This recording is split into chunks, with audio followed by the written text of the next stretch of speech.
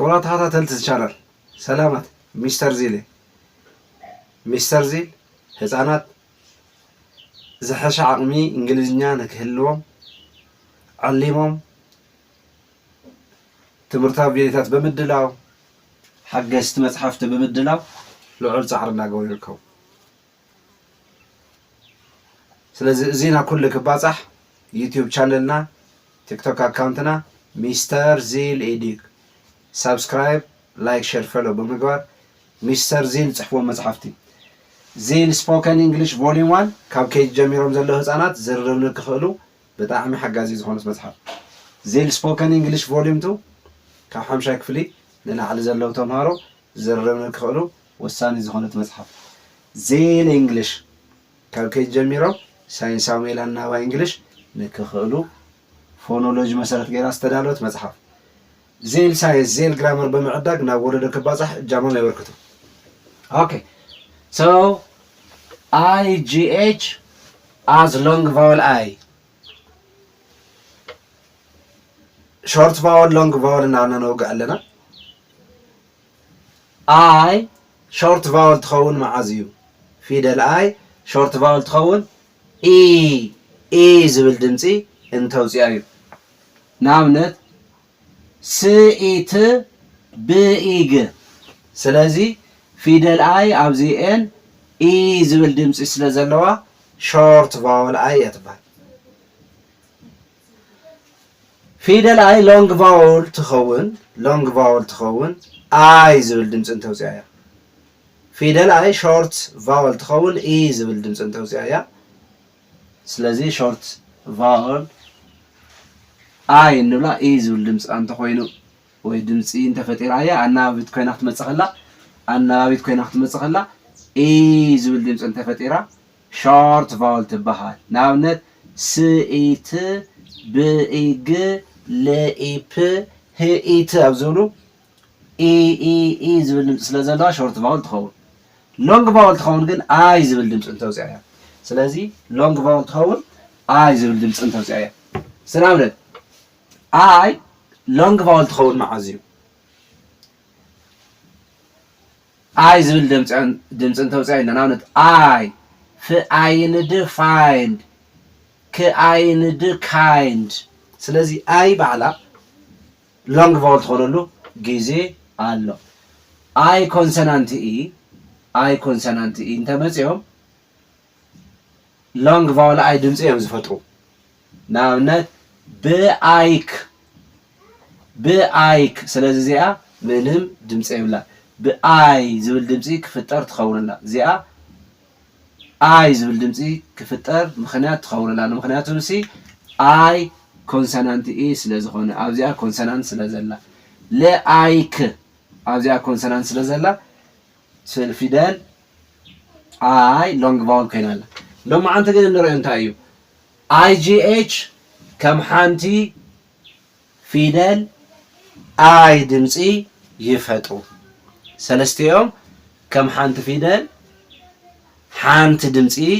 ይፈጥሩ መንታይ ትብል አይ ትራግራፍ ይባሉ ካሊ ግዜ ብነዊሕ እንለው ሰሚና ግን ንግዚኡ እስትሪና የምንኺድ ትራግራፍ እንታይ እዩ ሰለስተ ፊደላት ሓንቲ ድምጽ ዝህቡ ዳያግራፍስ ኢልና ዝሓለፈ እንታይ ኢልና ነርና ዳያግራፍስ ማለት ክልተ ፊደላት ሓንቲ ድምጾም ኢልና ነርና ንኣብነት CH ች SH ሽ KN ን ኢልና ዳያግራፍስ ኢልና ወጊዕና ነርና IGH ሰለስቲኦም ሓንቲ ድምጽ እዮም ዝህቡ ትራግራፍስ ይባሃሉ ሶ ብግዚኡ ክንመጾም ኢና ንግዚኡ IGH ከም ሓንቲ ፊደል እዮም ዝድመጹ IGH ከም ሓንቲ ፊደል እዮም ዝድመጹ እታ ድምጾም ከንታ እያ ትኸውን አይ ትኸውን ስለዚ ሰለስቲኦም ሓንቲ በሓደ እንተመጽኦም ሓንቲ ድምጽ ኢና ንህቦም ሓንቲ ድምጽ እዮም ዘውጽኡ እንታይ ትብል አይ ሰኸታይ ትበሃል ሎንግ ቫውል አይ ስለዚ IGH ከም ሎንግ ቫውል አይ የገልግሉ ማለት እስቲ ንረአዮ ብር አይት ብር አይት ብራይት ትኸውን ፍ አይት ፍ አይት ፋይት ፍ አይት ፋይት ፍ አይት ፋይት ፍል አይት ፍላይት ፍል አይት ፍላይት ፍል አይት ፍላይት ህ አይ ሃይ ህ አይ ሃይ ህ አይ ሃይ ህ አይ ሃይ ስለዚህ እንታይ ናሪና ኔና አይጂኤች አይጂኤች አይጂኤች አይጂኤች ሓንቲ ድምፂ የውፅኡ እንታይ ትብል አይ ስለዚ ከም መን ኮይኖም ከምዚኣ እሳኸ እንታይ እያ ሎንግ ቫወል አይ ሎንግ ቫወል አይ እስቲ ንቐፅል ል አይት ላይት ል አይት ላይት ን አይት ናይት ስለዚ ኬ ኤን ክልቲኦም ፊደላት ሓንቲ ድምፂ እዮም ዝህቡና ስለዚ ክልተ ፊደላት ሓንቲ ድምፂ ዘውፅኡ እንተኮይኖም ዳያግራፍስ ይበሃሉ ክልተ ፊደላት ሓንቲ ድምፂ ዘውፅኡ እንተኮይኖም እንታይ ይበሃሉ ዳያግራፍስ ይበሃሉ ስለዚ ዳያግራፍ እንታይ ማለት እዩ ክልተ ፊደላት ሓንቲ ድምፆም ስለዚ ኬ ኤን ክን ሓንቲ ድምፂ የውፅኡ እንታይ ትብል ን ስለዚ ን አይት እዚአን ሰለስተን ከዓ ን አይት ናይት ን አይት ናይት ስለዚ እዚአን ሰለስተን አይ ዝብል ድምፂ ይህባና ር አይት ራይት ር አይት ራይት ር አይት ራይት ስለዚ እዚኣ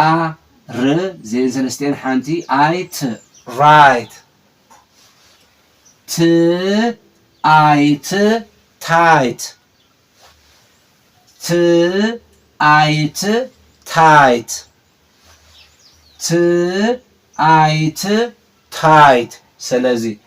ኣብዚአን ኩለን እዚአን ሰለስተን ፊደላት ሓደ ዓይነት ድምፂ ኣለተን እንታይ ትብል አይ እንታይ ትብል ድምፂ አይ ስለዚ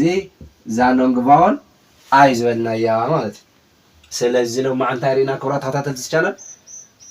አይጂኤች ኣዝ ሎንግ ቫወል አይ አይጂኤች ሰለስተዮም ሓንቲ ድምፂ የውፅኡ እንታይ ትብል ድምፂ አይ አይ ዝብል ድምፂ ዝህቡና ፊደላት ሎንግ ቫወል አይ ይበሃሉ ሎንግ ቫወል አይ ከም ዝበሃሉ ሪእና ኣለና ስለዚ ክብራ ተኸታተልቲ ቻናል በብግዜ ነዳለዎም ትምህርታዊ ቪድዮታት ክበፅሖም በብግዜ ነዳለዎም ትምህርታዊ ቪድዮታት ናብ ህፃናት በፂሖም ክጥቀምሎም ክልወጥሎም ሳይንሳዊ ሜላ ኣናባይ እንግሊዝኛ ክኽእልሎም ዘመን ዝጠልቦ ዓቕሚ ቋንቋ እንግሊዝኛ ህፃናት ንከማዕብልሎም ዩቲዩብ ቻነልና ሚስተር ዚል ኤዲዩ ቲክቶክ አካውንትና ሚስተር ዚል ኤዲዩ ኢንስታግራም አካውንትና ሚስተር ተክለ ብርሃን ዝብል ላይክ ሼር ፎሎ ሰብስክራይብ ብምግባር እጃመም የብርክቱ ኣብ ቀፃሊ እስካዕ ንራኸብ ድሓን ቀኒ